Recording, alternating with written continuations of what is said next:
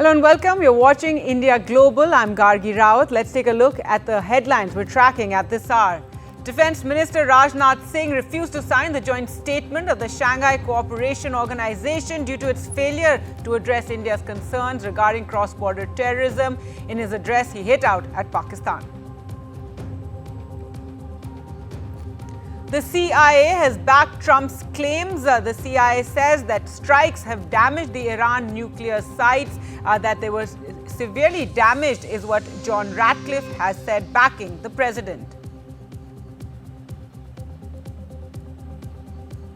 Kolhapuri chappal star at the Milan fashion show. The Prada takes fashion inspiration, but there's no credit for India, no credit to the humble Kolhapuri chappal. And the Axiom 4 mission crew all set to dock at the International Space Station. Astronaut Subhanshu Shukla's Hindi message wins hearts. He says namaskar from space.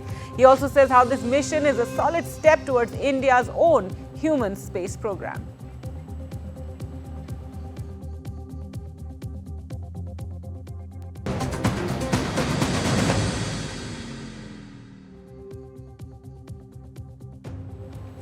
Sending a stern message to India's neighbours, Defence Minister Rajnath Singh refused to sign a joint statement of the Shanghai Cooperation Organisation because it did not have mentioned the Pahalgam terror attack that claimed 26 innocent lives. Also did not reflect India's strong position on terror while skipping any mention of Pahalgam. The document, though, mentioned Balochistan and tacitly accused India of creating unrest there. Pahalgam's exclusion from the document appears to have been done at Pakistan's behest, as its all-weather ally China holds the chair currently. Let's just listen in to what Defence Minister Rajnath Singh said. He pointedly put the pen aside. Also, Shiva Roor brings us the details. It is imperative that those who sponsor, nurture and utilize terrorism for their narrow and selfish ends must bear the consequences. Some countries use cross-border terrorism as an instrument of policy and provide shelter to terrorists. There should be no place for such double standards. SCO should not hesitate to criticize such nations. India's zero tolerance for terrorism is manifest today through its actions. This includes our right to defend ourselves against terrorism. And we have shown that epicenters of terrorism are no longer safe, and we will not hesitate to target them. By refusing to sign a document at the Shanghai Cooperation Organization Summit of Defense Ministers, Indian Defense Minister Rajnath Singh has taken an extremely strong stance, given that this joint document on terror had actually expunged any mention of Pahalgam and had attempted to add a mention of Balochistan. Now, coming just 2 months after the Pahalgam terror attack, in which Pakistan-sponsored terrorists had killed 25 Indian citizens and 1 Nepali citizen in the hill station of Pahalgam in Jammu and Kashmir, any dilution of an anti-terror document at the SCO level was seen as a brazen attempt to dilute terror, a brazen attempt by China, who is hosting the SCO, to distract and divert from Pakistan-sponsored terror, given that Pakistan is a vassal state of the Chinese government. All of this considering that Rajnath Singh, the defense minister, had already made an extremely powerful speech and a statement at the SCO in the presence of his counterparts from Pakistan and China, both on Pahalgam as well as Operation Sindoor, and India's stance and rules of engagement, where any act of terror is now seen as an act of war.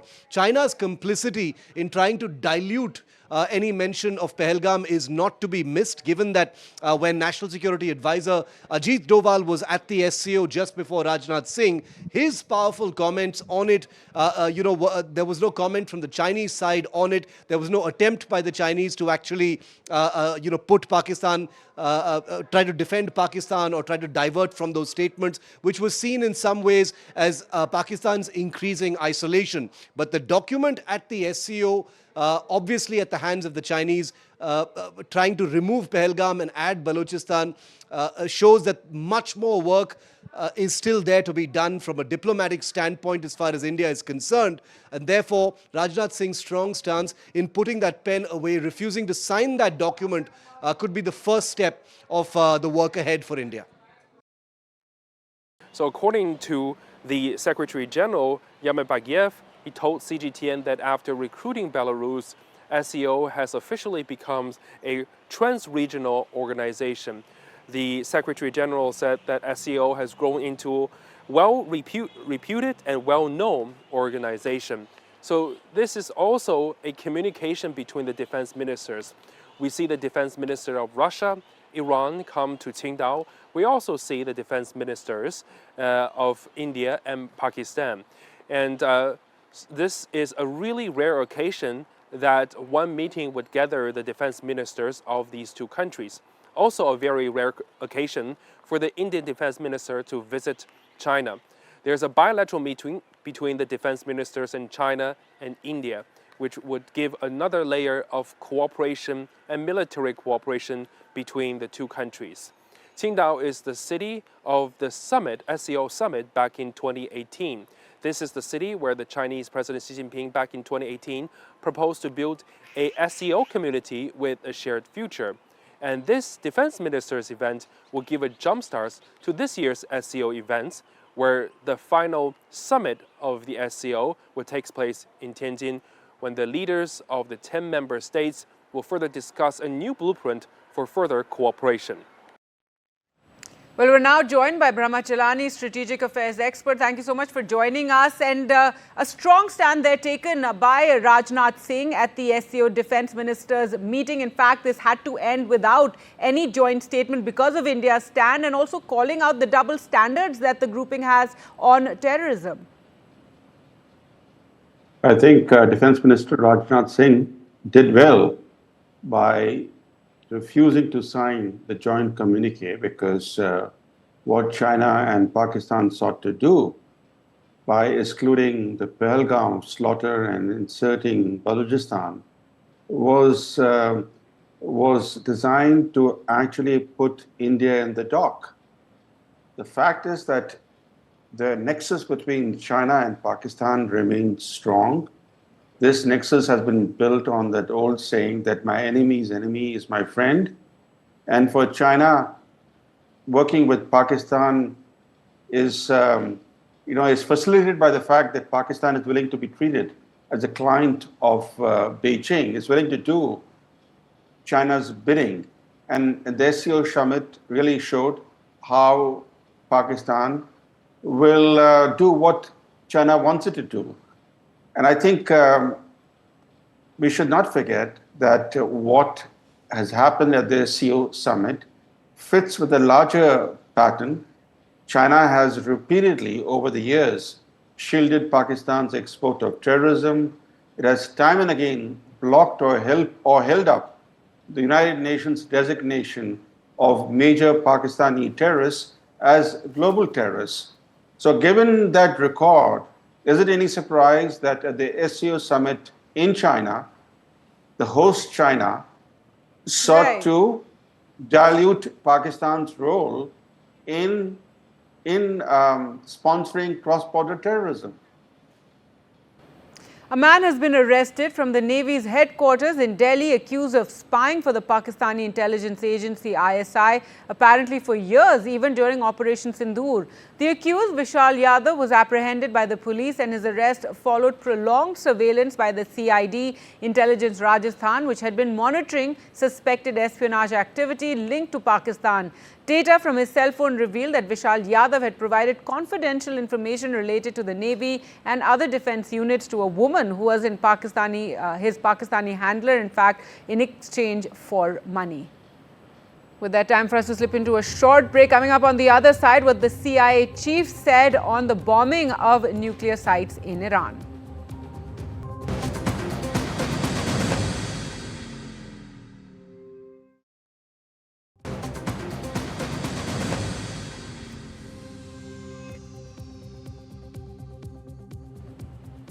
The CIA has come out in support of President Donald Trump's claim that recent U.S. strikes on Iran's nuclear sites inflicted major damage, directly contradicting a leaked assessment report from a Pentagon intelligence agency. CIA Director John Ratcliffe stated that the strikes had severely damaged Iran's nuclear infrastructure, setting the program back by several years. While he confirmed that key facilities were destroyed, he stopped short of saying the nuclear program was completely dismantled. This follows the leak of a preliminary Pentagon assessment suggesting that the core components of Iran's nuclear capabilities remained intact. President Trump, meanwhile, doubled down, insisting that the raids had obliterated Iran's nuclear sites. He also lashed out at CNN, accusing the network of spreading what he called fake and unfair coverage. James Dorsey, journalist and Middle East expert, joining us now on the program. James, if your comments on what we're seeing here, first that leaked Pentagon report, the president doubling down, and now the CIA chief there supporting what President Trump has said. I think there's no doubt that serious damage has been done to the nuclear program. How much and what that means, we have no idea. To be fair, the Iranians have conceded that their nuclear sites have been badly damaged, their language, but they haven't given any detail. The problem with the CIA report, and also the turnaround of Director of National Intelligence, Tulsi Gabbard, is that Trump insists on having a cabinet and senior officials who are sycophants and who support whatever he says. Which means really that we don't know what to believe. The problem with that is going beyond that is that it really becomes an acute issue, given the fact that that Iran likely still has 410 kilograms of highly enriched uranium. I think you can bet on the fact that, and there are indications of that through, in addition to the Iranians making their own claims about it, that uranium was moved out of the three sites targeted by the United States before the attacks happened. That's right. But, President Trump again and again insisting that the nuclear program has been completely obliterated in Iran. The CIA chief, while, supporting President Trump, however, as we mentioned, he stopped short of saying that it's been completely dismantled. Do you think this will get, a reaction from President Trump? I'm sure it will. But I think you've also got to go back and look at what I think were three messages included in Trump's remarks. One was, we've obliterated the nuclear sites, whether true or not, leaving that in the middle. What that does is it allows him to claim what he already has done, a spectacular military success. It removes him from pressure to get further involved in potential renewed clashes between Iran and Israel. The second message that he gave was basically, I'm done. I don't really care what happens. You want to talk to me? That's fine. I think what you're going to see there is a hardening of positions on both sides. The divide over whether Iran has a right and should be allowed to exercise the right to enrich uranium to 3.67%, that gap remains. So the likelihood that there's going to be an agreement or a narrowing of the gap in the talks Trump has mentioned. Iran has not yet said whether or not it will go to those talks. He's basically said it doesn't matter. Right. We're done. All right, but very the third briefly, message the peace seems to be holding for now. Sure. The peace seems to be holding for now. In your view, what does this mean going forward now in terms of talks that you were mentioning there? I think it's very fragile. I think it could break down at any minute. I also think, and I think this is really important, Trump gave Iran a carrot. He described what he basically saw as devastating damage inflicted on Israel by Iranian ballistic missiles. And he said he would not oppose Iranian exports of oil to China. Those are two major carrots that one should take into account. All right, James Dorsey, as always, thank you so much for speaking to us here at NDTV. My pleasure. Thank you. Thank you. Now, more news on Trump. The US president has publicly demanded the cancellation of Israeli Prime Minister Benjamin Netanyahu's corruption trial, calling it a politically motivated witch hunt unworthy of a wartime leader.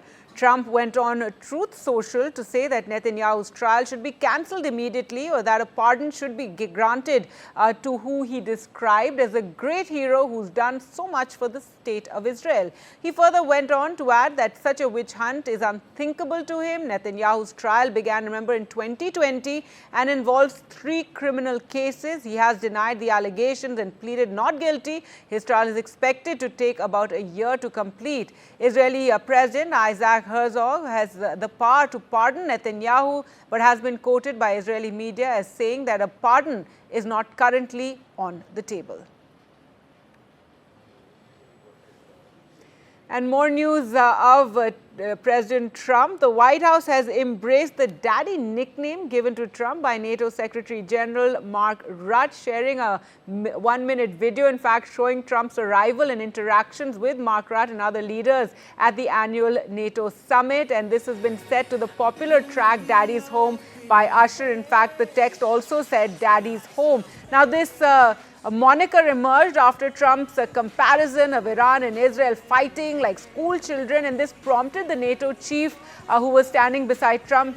He made this playful remark saying sometimes daddy has to use harsh language, which Trump acknowledged, and this nickname given by Rutte. However, Rutte's efforts to engage Trump during the NATO summit earned him the title of Trump Whisperer. He later said that he was not referring to Trump as daddy when he made that remark, but was just giving an example. Let's just listen into this video shared by the White House. I just want to get your attention. Hey girl. I really want to be all up in your head. Yeah. Is it you say daddy's home for me? And I know you've been waiting for this loving all day. You know your daddy's home, and time to pay. So you ain't got to give my love away. So all my ladies say. All right, so the White House really leaning into that daddy remark. But moving on to some other news, and this is involving a fashion house. Luxury Prada has left the internet in a state of shock with the launch of their latest flat, the Kolhapuri, that is reportedly retailing at 1.2 lakhs. Now, the price for the chappals has has raised quite a few eyebrows, now just for the pricey tag, but also for the fact that the Kolhapuri was not given its due, and Indian craftsmen were not given their due. Here's a report.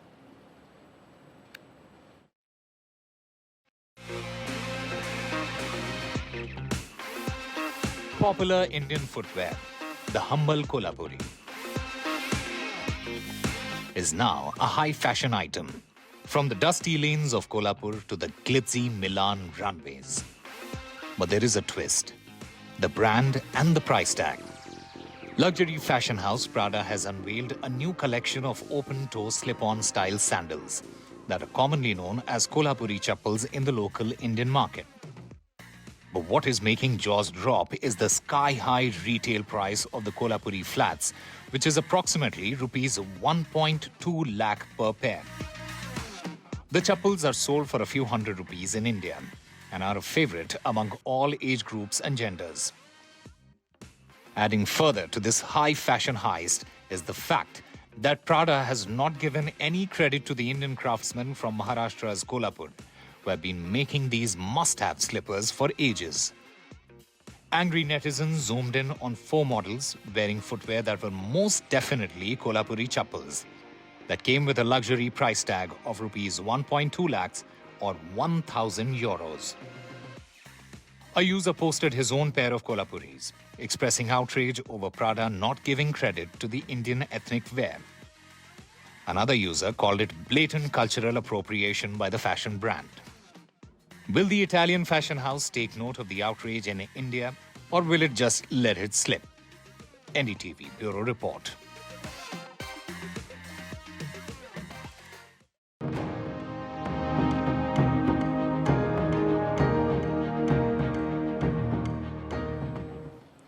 A day after the successful liftoff of the Axiom 4 mission piloted by Indian astronaut Shubhanshu Shukla, the mission is set to dock at the International Space Station later this afternoon.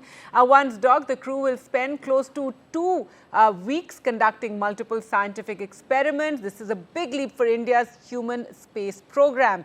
NDTV's Parmeshwar Bawa takes us through all the details. And over to Shooks. After a textbook launch, the SpaceX Dragon spacecraft named Grace is currently cruising through space on a 28.5-hour journey to the International Space Station. And on board, the X4 crew, including India's very own Shubhanshu Shukla, who just made history by returning India to human spaceflight. So what are they doing up there while we are watching from Earth? Well, Grace is not just floating to the ISS, it's performing what's called a series of orbital burns, precisely calculated thruster firings that help align the spacecraft with the International Space Station's path. This phase, known as activation and rendezvous, is like slowly and safely threading a needle in space. Each burn takes them closer to docking with the station. Minutes after the launch, the crew ditched their pressure suits to get more comfortable and had their first meal in space.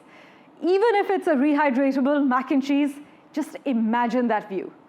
They're also getting 8 hours of rest, we're told, while mission control monitors everything. But when they reach the ISS, docking won't be manual. Grace will autonomously dock with the space-facing port of the Harmony module. But before anyone floats out, engineers will perform extensive safety checks, pressurizing the vestibule, opening hatches, and finally allowing the crew to enter. Once aboard, the X4 team will be welcomed by astronauts from NASA, Japan, and Russia, which makes it a truly global moment. So set your alarms. Docking is scheduled around 4:30 p.m. IST. And to watch our special coverage right here on NDTV. That's it from India Global. Thanks so much for watching. Goodbye.